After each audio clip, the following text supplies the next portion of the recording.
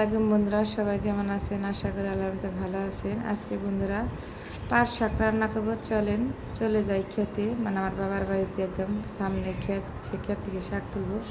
আর দেখেন বন্ধুরা, চারপাশ কি সুন্দর মনোমুগ্ধকর পরিবেশ, একদম দেখে প্রাণটা জুড়িয়ে যায়।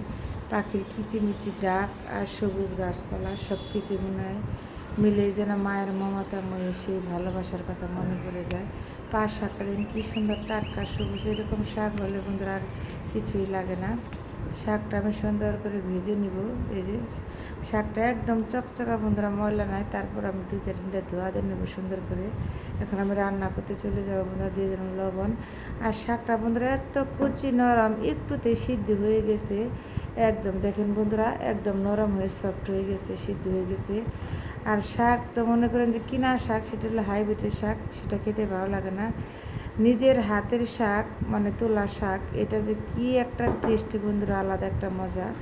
রসুন পেঁয়াজ দিয়ে সুন্দর করে আমি শাকটা বাগার দিয়ে নেবো। বাগারে হচ্ছে শাকের টেস্ট। সুন্দর করে বাদামি কালার করে নেবো, যে পর্যন্ত না হবে এই পর্যন্ত ভেজে নিব আস্তে আস্তে করে, পুরে জানে না যায়। এই যে ভাজা হয়ে গেছে, শাকটা দিয়ে আমি সুন্দর করে উল্টে উল্টে নিব। দেখো বন্ধুরা কী সুন্দর হয়েছে শাক ভাজিটা। আর কুরবানিতে বন্ধুরা সবাই তো আমরা মাংস খেয়েছি। মাংস খাওয়ার পরে সবার মুখে রুচি নষ্ট হয়ে গেছে, ভাত খেতে কারো ভালো লাগে না। সেই জন্য ভাবলাম যে কি খাওয়া যায়, যে নিজের যে গাছের পাট শাক যে বোনা হয়েছে ক্ষেতের, এই শাকটা আজকে ভাত খাবো। সেই জন্য শাকটা তুলে নিয়ে আসলাম। এই যে এখন করবো বন্ধুরা নিজের হাতের সাজিনা ভাজি, গাছের সাজিনা। এটা তো আমরা কখনো খেয়েছি কিনা জানি না। সাজিনা ভাজি মানে এটা যে কি পরিমাণ স্বাদ বন্ধুরা। রসুন পেঁয়াজ সুন্দর করে তেলের মধ্যে ভেজে নেবো। তেলের পরিমাণটি বেশি দিতে হবে।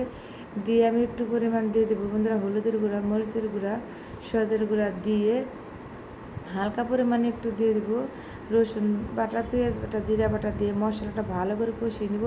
দেখো কি সুন্দর কালার হয়েছে। যখন তেলটা করে বেশি চপচপ করবে তখন দিয়ে দেবো বন্ধুরা আমি সাজানাটা দিয়ে সুন্দর করে ভালো করে নেড়ে চেড়ে নেবো। একটু পানি দিয়ে দেবো সিদ্ধ হওয়ার জন্য। আর সাজানা ভাজি তো হয়তো অনেকে জানে না, খায় না, কেউ হয়তো বুঝে না, কিন্তু এরকম করে খেয়ে দেখবে বন্ধুরা, তোমরা একবারও না হেসে পেট ভরে তৃপ্তি করে ভাত খাবে।